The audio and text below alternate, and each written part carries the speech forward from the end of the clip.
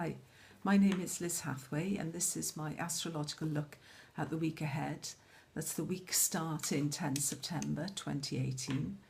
So on Tuesday, Mars re-enters Aquarius. It's quite an important re-entry, I think. Mars first entered Aquarius almost together with the Uranus ingress into Taurus.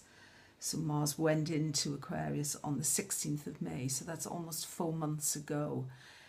You might remember Mars moved back into Capricorn on the 13th of August, and now it's making its final sort of shift, shall we say, into Aquarius proper. Mars is still out of bounds, and out of bounds Mars is a Mars without reasonable borders. It can go too far in things. There's an element of excess in a way. So it's not completely back on board, shall we say, yet.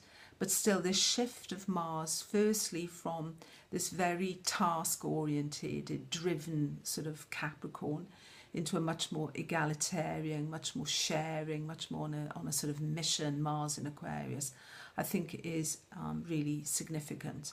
It means as well that plans that have been hanging there, that have been, sort of slow to come to fruition, that these plans now, we really get a sense this week that things are getting back on track. Because on Tuesday as well, we have Sun sextile Jupiter, which is very much about expansion of your own individuality, an ability to find much greater optimism about things. Also, Sun is trine Pluto.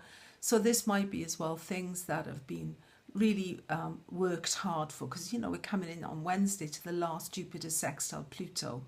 So the kind of rewards that are coming our way this week are not ones that have just popped out of the air. They're not sort of, just thrown in our lap. There's a real sense, because this is the third and final Jupiter sextile Pluto, you may remember.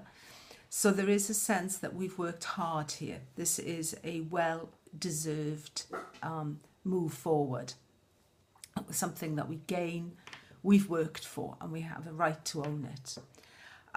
We have also on Wednesday, we have Venus opposite Uranus.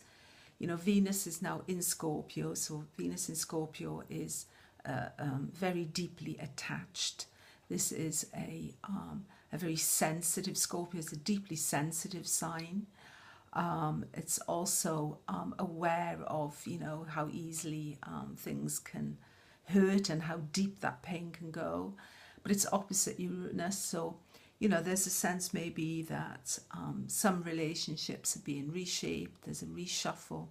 And very much with Scorpio Taurus, that axis, it's very much about values, it's about not where you don't want to compromise, where things are touching so much your fundamental beliefs about things that it's very difficult to, let go. And Uranus really is a sort of challenge when it's sort of opposite or square.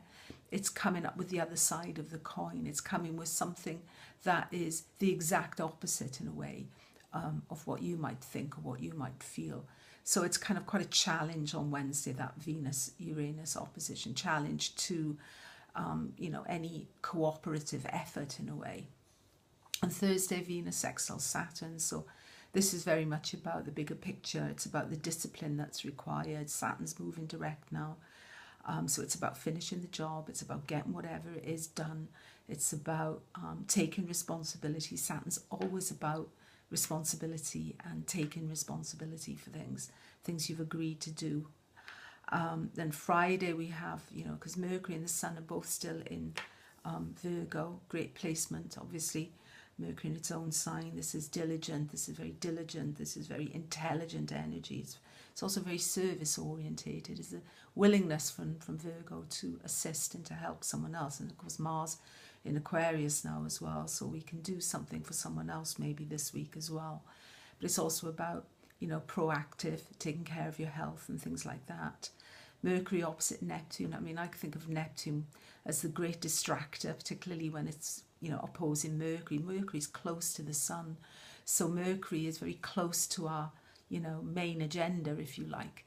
And it's very annoying if, somebody or something keeps taking you off track. But that's kind of the way Neptune works. It always wants to introduce a bigger picture, but sometimes it's not what you want to hear or what you need to hear. And again, that's on Friday when Venus is square in the nodes. So, you know, maybe, you know, we do need to reshape, you know, or structure something, or look at our deepest attachments to our values, what we, you know, maybe we're, you know, some of these things might be outdated, you know, because don't forget we've got Sun trine Pluto and, you know, that lovely Jupiter sextile Pluto, which has been going on throughout the year. You know, we might know ourselves a little bit better at this point, you know, and maybe we need to consciously catch up with ourselves and, you know, look at some of our preconceived ideas and thoughts and things, and you know, look at whether they're still valid or relevant. On Sunday we have Mercury trine Pluto, which is very much, again, there's the sense this week of achievement, you know, and then again, you know, Mercury sextiles Jupiter too, so it reignites that Jupiter-Pluto sextile which happened on Wednesday, which again, I said this is a success that's hard won. So it's a great week, I think, on many levels, whether you have big ideas to share or not. There's always with Pluto and Pluto in Capricorn the sense of, you know, when you've gone through it, you know, you can wear the t-shirt, you understand it, you know it, and there's this sense this week of consolidating your own power base in a way. Okay, thank you for listening and have a great week. Bye.